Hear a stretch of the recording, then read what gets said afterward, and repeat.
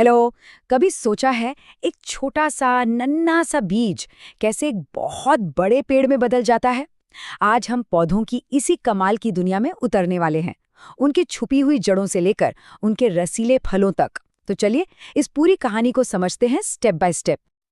तो सवाल यही है कि एक बीज से लेके फल तक पौधे की कहानी आखिर है क्या? इसे समझने के लिए हमें पौधे के हर एक हिस्से को जरा करीब से देखना होगा।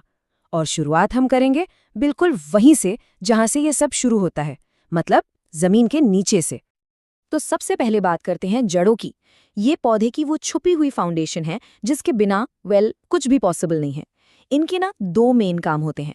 पहला तो ये कि पौधे को मजबूती से जमीन में पकड़ कर रखना ताकि वो आंधी तूफान में भी खड़ा रहे, और दूसरा जमीन से पानी और सारे जरूरी न्यूट्रिएंट्स को खींचना।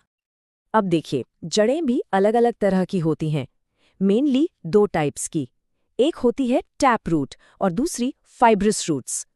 टैप रूट में क्या होता है कि एक मोटी मेन जड़ होती है जो सीधे नीचे जाती है और उसमें से छोटी छोटी जड़ें निकलती हैं। और फाइब्रस रूट्स वो बिल्कुल एक गुच्छे जैसी होती हैं जिसमें बहुत सारी पतली पतली जड़ें एक साथ निकलती हैं, धागों की तरह। लेकिन नेचर में हमेशा रूल्स फॉलो नहीं होते। कुछ पौधों में एक और खास तरह की जड़ें होती हैं जिन्हें कहते हैं एडवेंटिशियस रूट्स। अब ये बड़ी मजेदार हैं।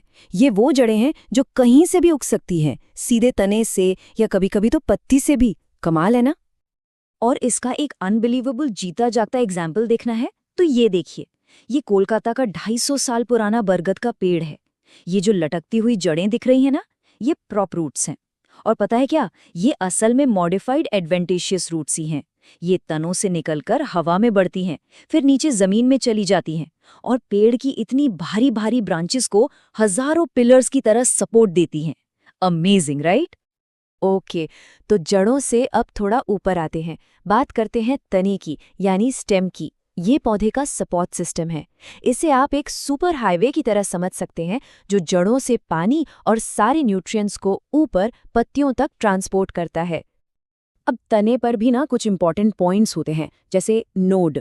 नोड वो जंक्शन है जहां से पत्तियां या ब्रांचेस निकलती हैं, और दो नोड्स के बीच का जो हिस्सा होता है ना, उसे कहते हैं इंटरनोड।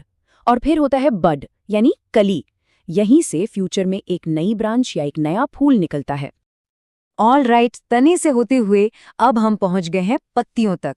ये है पौधे की solar powered food factory. Seriously, यहीं पर वो मैजिक होता है जिसे हम फोटोसिंथेसिस कहते हैं। इसी प्रोसेस से पौधे सूरज की रोशनी का इस्तेमाल करके अपना खाना बनाते हैं। तो अगर किसी पत्ती को ध्यान से देखें तो उसमें नसों का एक पैटर्न दिखेगा। इस डिजाइन को कहते हैं वेनेशन, और ये भी दो मेन तरह का होता है। एक है रेटिकुलेट, जिसमें नसें एक मकड़ी के जाल की तरफ फैली होती हैं, नेटवर्क बनाती हैं। और दूसरा है पैरेलल वेनेशन। इसमें नसें, जैसा कि नाम से ही पता चल रहा है, एक दूसरे के पैरेलल चलती हैं, बिल्कुल रेलवे ट्रैक की तरह। इसका बेस्ट एग्जाम्पल है पीपल की पत्ती।